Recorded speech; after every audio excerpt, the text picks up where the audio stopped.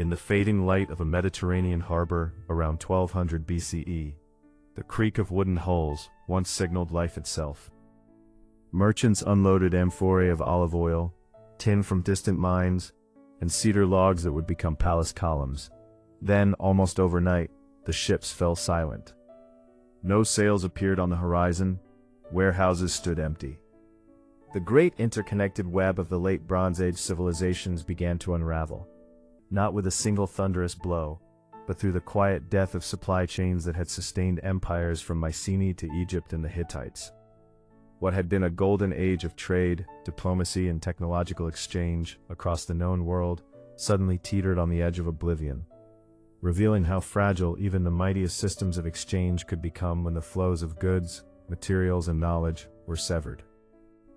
For centuries, the Bronze Age world thrived on an intricate network of maritime and overland routes.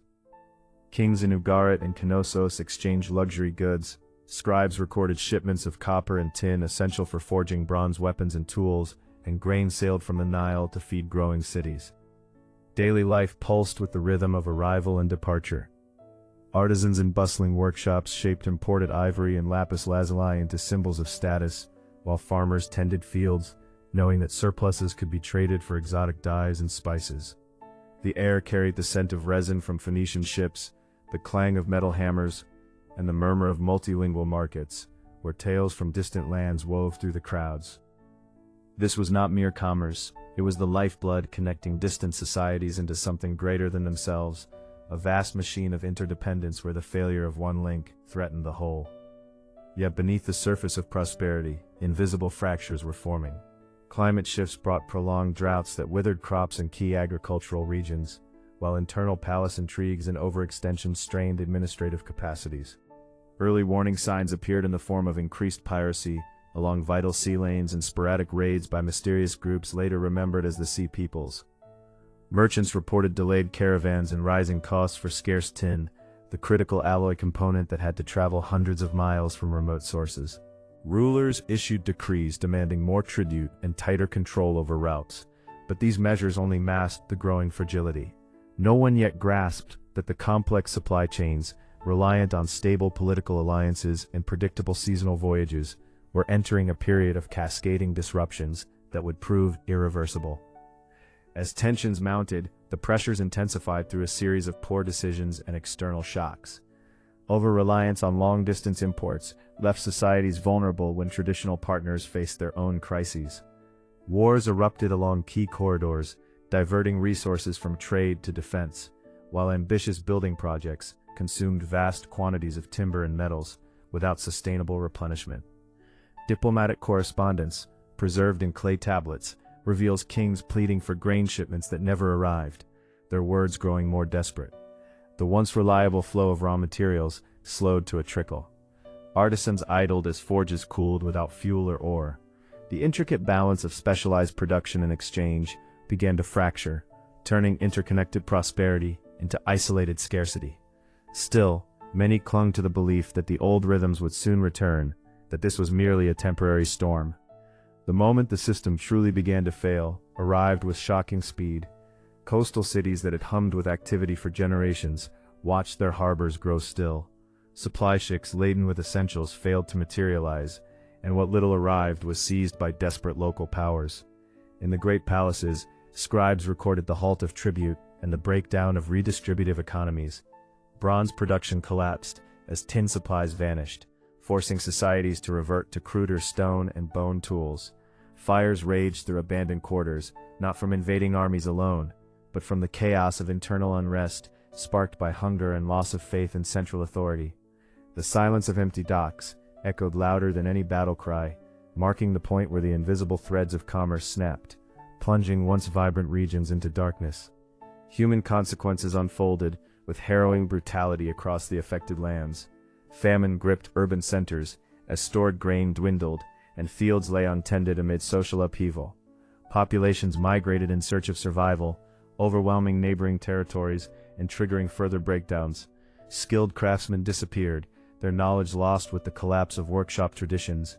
Families watched children weaken from malnutrition, while once proud warriors turned to banditry to feed their own. The sensory world transformed, The lively chatter of marketplaces gave way to the wail of mourners and the uneasy quiet of ghost towns. Fear settled like dust over ruined villas, where faded frescoes depicted banquets no one would ever again enjoy.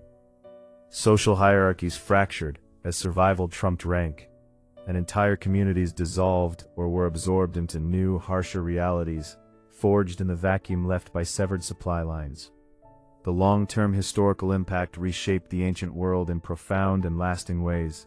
The collapse of these Bronze Age supply chains ushered in centuries often called the Greek Dark Ages, a time of reduced population, lost literacy in some regions, and the fragmentation of large-scale political entities. Trade networks that had spanned the eastern Mediterranean contracted dramatically, forcing a return to localized economies and simpler technologies. Yet from the ashes emerged new societies, including the early Greek city-states, that would eventually rediscover and reinvent maritime commerce.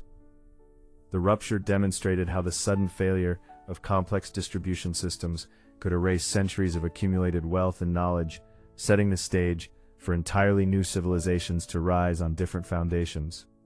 Echoes of this breakdown influenced the rise of iron-based economies and altered power balances for generations. Centuries later, similar patterns repeated, with the gradual erosion of supply chains sustaining the Western Roman Empire.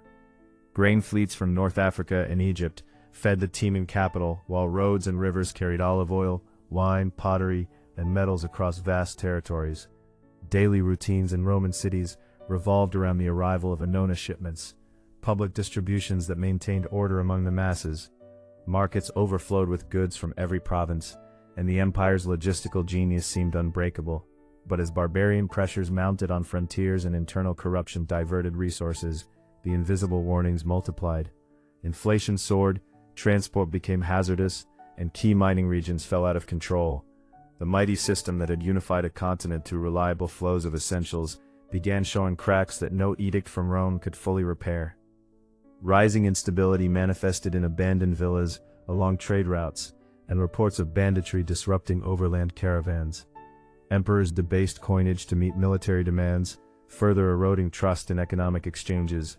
Ports that once welcomed vessels from across the known world saw declining traffic as piracy and naval weakness took hold. Citizens accustomed to imported luxuries and steady food supplies faced growing shortages, yet the imperial machinery continued issuing proclamations of stability even as reality diverged.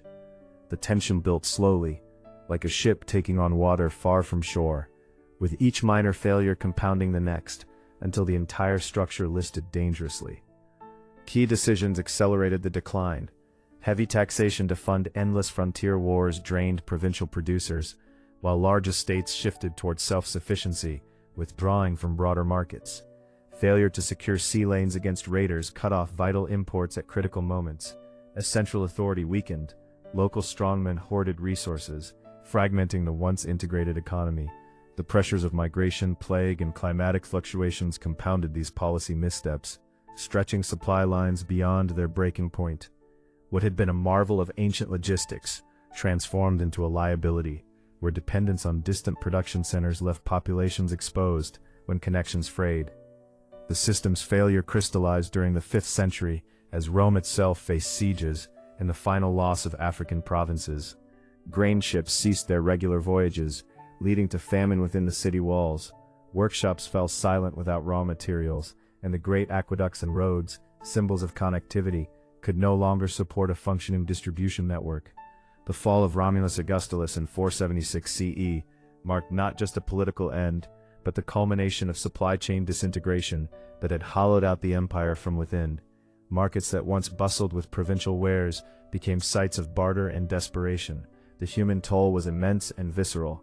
Urban populations plummeted as people fled to rural areas or perished from hunger and disease. Trade skills vanished with the artisans who could no longer practice them. Families huddled in decaying insulae, the silence broken only by occasional riots over scarce bread. The breakdown eroded social cohesion, replacing ordered civic life with localized survival strategies. Entire regions experienced technological regression, with sophisticated pottery and construction techniques lost for generations. The fear and uncertainty of those years lingered in collective memory, shaping medieval Europe's more fragmented world. In the wake of Rome's collapse, Europe entered a long period of localized economies and reduced long-distance trade, fundamentally altering the trajectory of Western civilization. The loss of centralized supply systems contributed to the rise of feudal structures and self-sufficient manners. Yet, these ruptures also planted seeds for later revival, as new maritime powers eventually reconnected the continent. Across history, from Bronze Age harbors to Roman forums, the collapse of supply chains has repeatedly exposed the precariousness of complex societies built on invisible flows of goods and resources. Today, as we reflect on these ancient ruptures, the ruins stand as silent witnesses to how quickly abundance can turn to scarcity when the arteries of commerce are cut. The empty docks and overgrown roads remind us that no empire, no matter how sophisticated its networks, is immune to the forces that unravel them. In the quiet aftermath, new worlds are born from the remnants of the old, carrying forward lessons etched in the stones of fallen cities and the faded records of interrupted voyages. The process continues, a haunting cycle woven into the fabric of human endeavor,